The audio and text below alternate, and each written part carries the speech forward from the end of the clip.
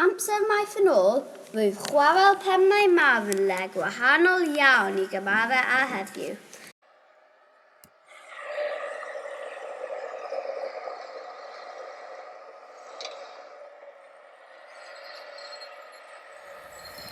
Roedd bron i 1,000 o ddynion yn gweithio yn y chwarel, a phlant mor ifanc a 9 oed yn helpu. Byddant yn gwneud tyllau mor ddifn â 23 troedfedd yn y graig drwy ddefnyddio dril aer ac yna byddant yn ychwanegu ffiws a ffewrwr i twll mwyn ei chwythu. Roedd offeryn cerddorol yn golygu'r gwahaniaeth rhwng byw neu farw.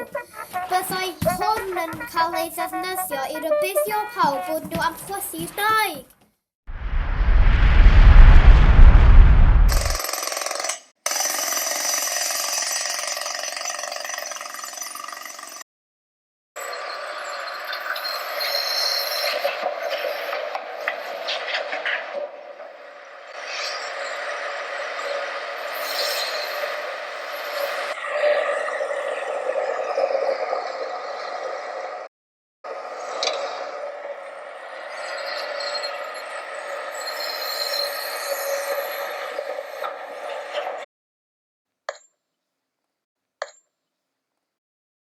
Wedyn, byddai chwarelwyr talentog yn creu'r sets.